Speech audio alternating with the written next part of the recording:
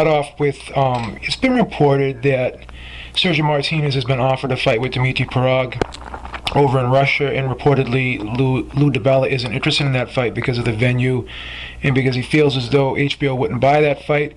I know that you've mentioned that your fighter would be willing to fight Sergio Martinez, but if that fight can't be made, would you be willing to travel overseas and fight one of the European champions, and would the venue be a problem? No.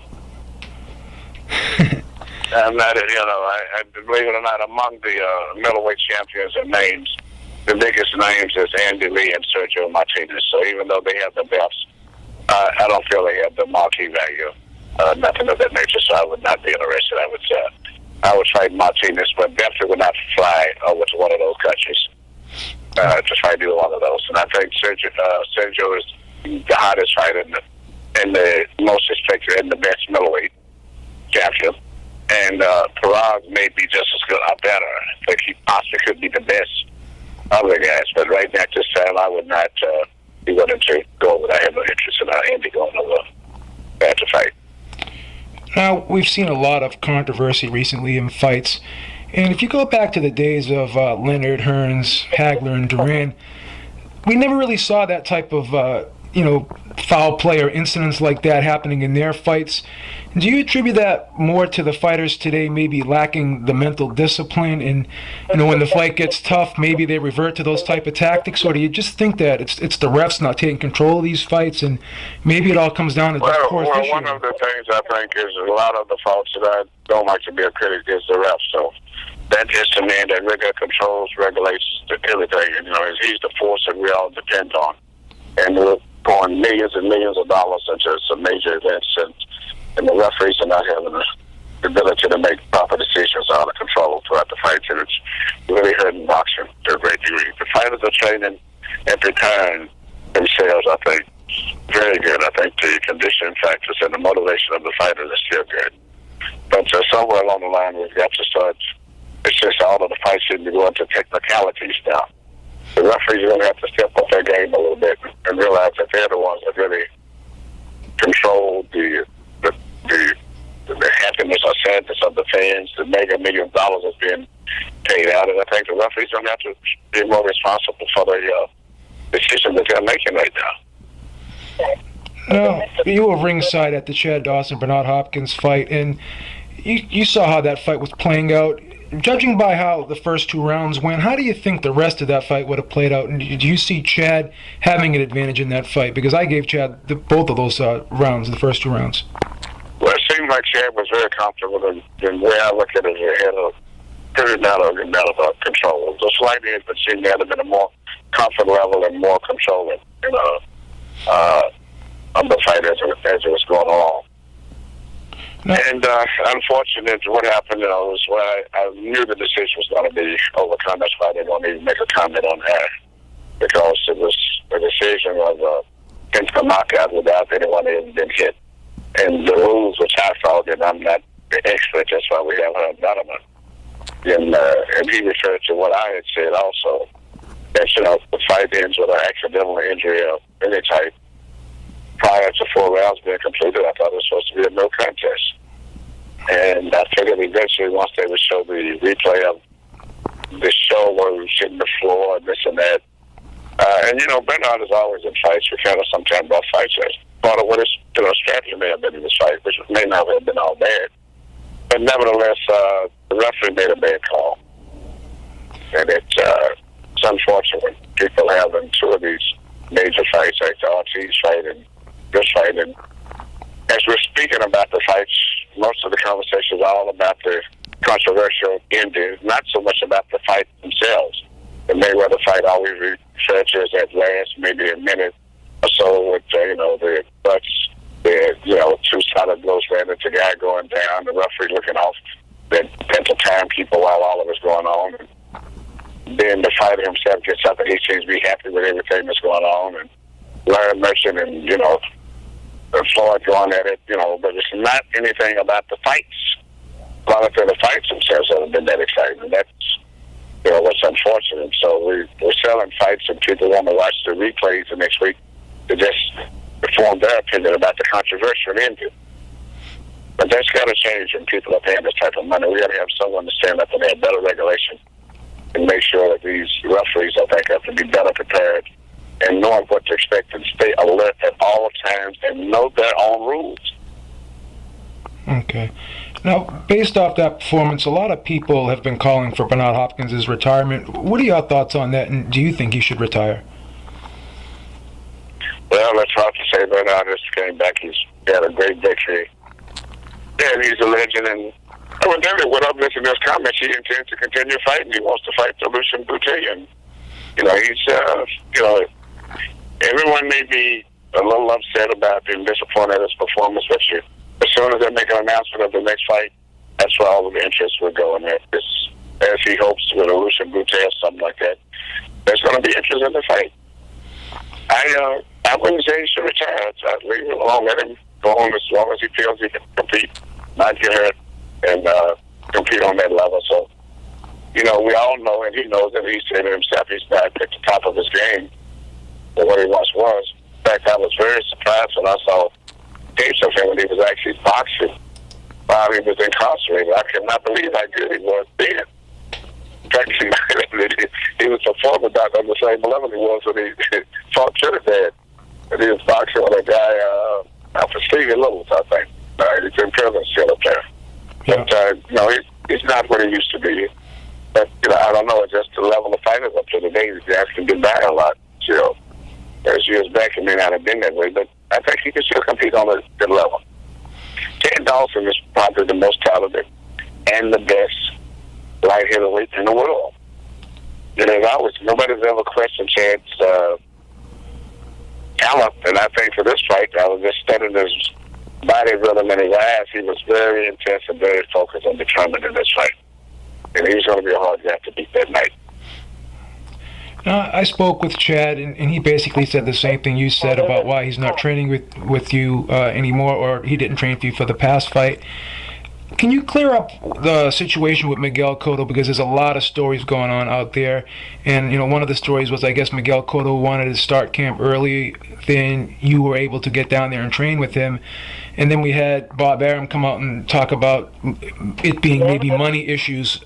Can you give your side of the story? I'm sure you've probably given it before. No, I have no comment on it. No comment on that, okay. No comment on it. And Miguel is a good fighter, and we are part of his friends, and I think he should win this fight. I think because I think that maybe it's too much physical damage has been did to Margarita, even though both guys have suffered a lot of physical damage. I think in recent two fights I know with Miguel, when I've been with him now, he has not had any type of an injury at all. He's went through 24 rounds. Well, not two fights, I should say. And not even had a scratch on him. His mother said she was so happy after the performance and Mayorga fight that, he was not injured anywhere, because the last 2 years they spent most of the time in the hospitals. Because even the fights with Claudia, Judah, Pacquiao, and Margarita, he still suffered a lot of damage. But his last two fights, he came out without any scratches, so he's had a chance to rest. His body, I think, is built back up, whereas Margarita's suffered two terrible beatings and losses to Mosley, and the one with Pacquiao, which is a merciful type beating also. So I think the Margarita's probably has been damaged more, but if he hasn't been damaged, his style and just mere physical size and mindset will always be a problem for Miguel, regardless, because he's a physically big guy. He's got a different type of old tough street gangster fight till I die type mindset. But Miguel, with all of his talent and punching power, he's still a very caring, loving family type man who puts his family first. And going into a fight, if Margarita isn't physically damaged, it could be a rough fight. Now, one thing that I saw in the first fight that I thought Miguel Cotto was doing too much of was headhunting. I thought he should have went to the body more, just like Shane Mosley did, which eventually started to slow Margarito down. In your assessment, would you agree with that, or do you think there was a lot of other things he could have done differently as well?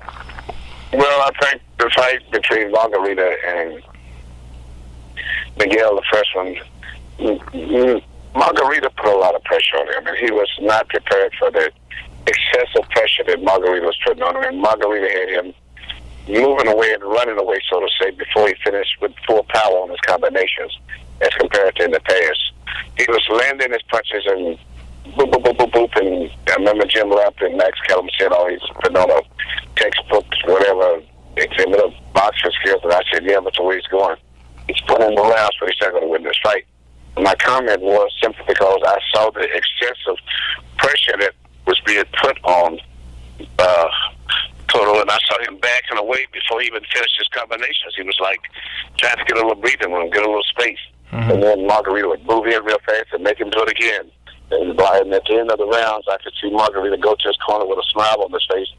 And even though Miguel was winning the round, I could see him sit on the stool, stretched out, because he was fighting at a faster pace.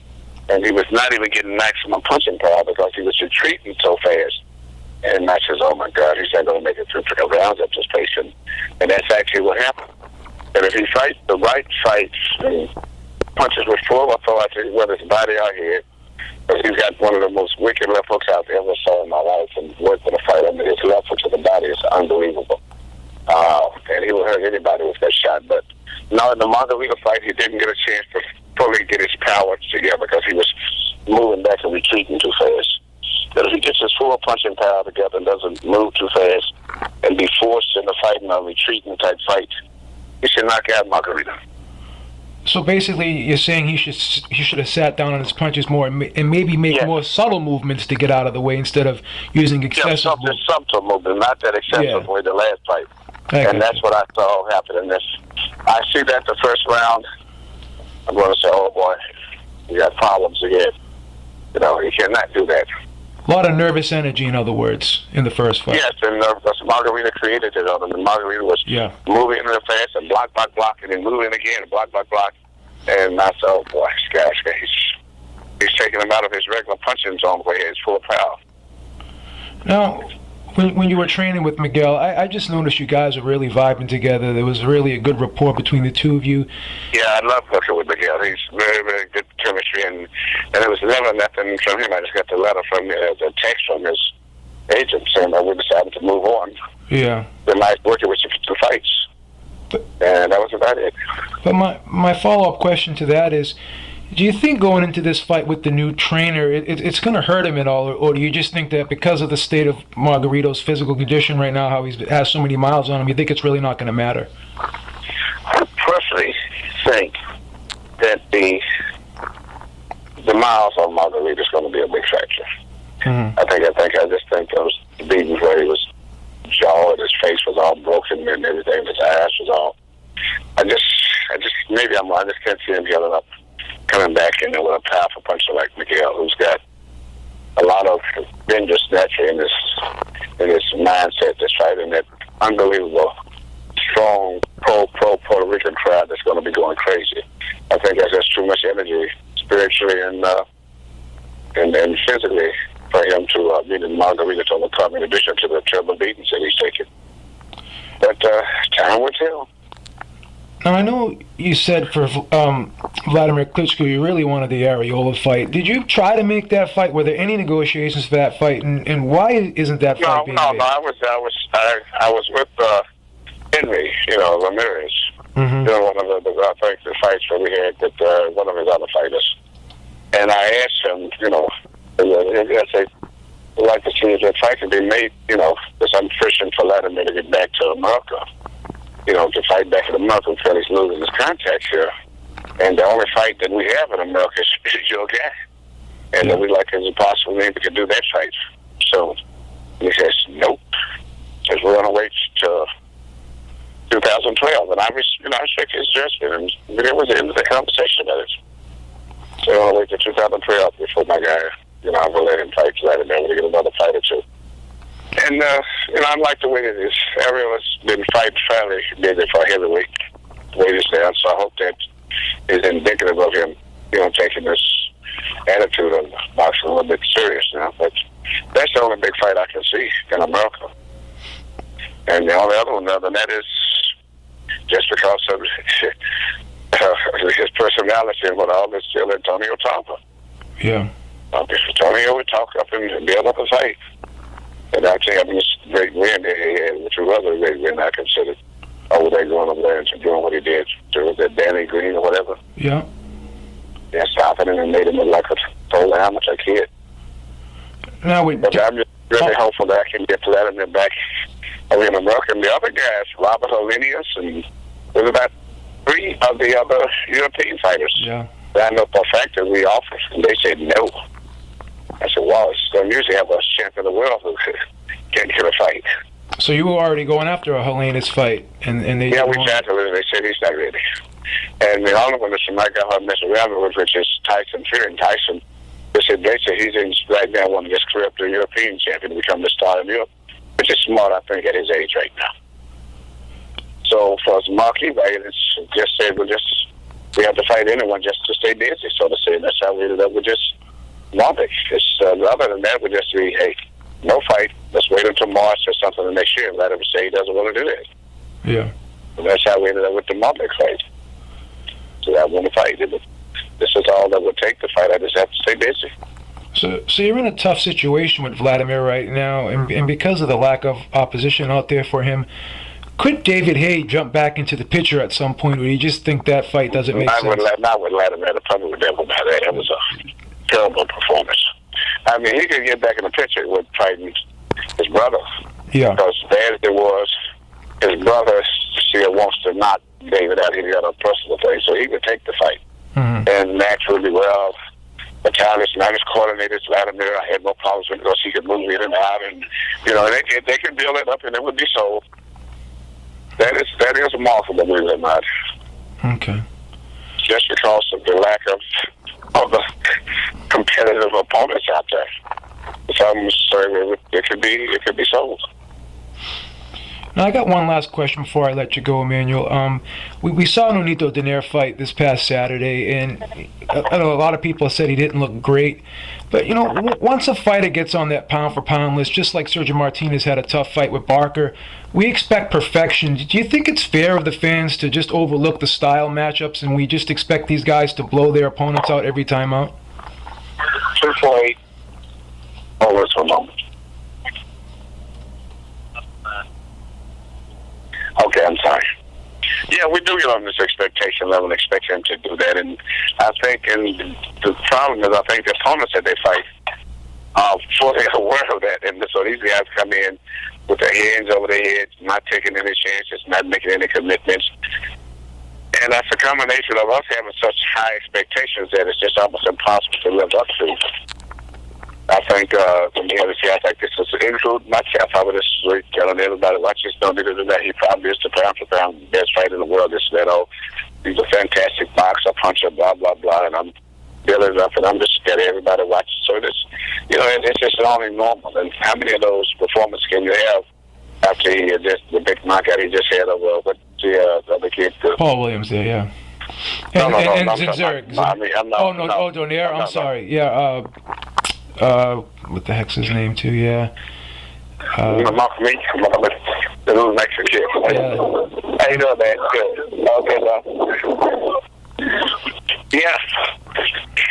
Yeah. So yes. Yeah, I'm trying to. What was the Montiel? Montiel, Fernando Montiel. Montiel, yes. We both drew a blank. I know it was him. I'm messing around with him. Yeah, I was almost embarrassed that it couldn't pop in my head right away. Yeah, Montiel. Fernando Montiel, yeah. Well, I guess when you look at our business and all of the names we have to remember, and exactly. And it's not what used to be Frank and Brown and Marvin Smith and Mike Tyson and Well, then we got 4 champions, and it's a little different now. Yeah. As a broadcaster, one of my biggest challenges is remembering names. Looking at these names, oh my God! Plus, we got 4 champions now in every weight class too. Every weight division. The heavyweight pitcher, you look at it and say, "Oh my, look at these, will you?" Even Vladimir Klitschko, we just used to say that Povetkin, and mark him off. He goes on and on and on. Helenius. Boy, so that's a job for these names and the little guys, Akiopolis. We're used to when you look at it, and never have said it before. That's a hard one too. Akiopolis, Montiel, Nonito Donaire. It just Narvaez on Saturday night. Yes, right. People pronouncing that guy's name different ways. Yes. For all of us trying to be just playing the writers or broadcasters or really internet or whatever it is, it's a challenge for us trying to remember all of these names and how to spell them and how to pronounce them. Absolutely. Absolutely. Yeah. Well, Emanuel, thank you so much for the time tonight, and I wish you the best in all your endeavors out there, and thank you for taking the time out. I appreciate it. Okay, it's my pleasure too, man. It's always good to be on your show. Thank you and so have much. good questions asked. Thank you, sir. Okay. Have a great Okay, night. all right. Take care. Okay, man. Okay. Bye-bye.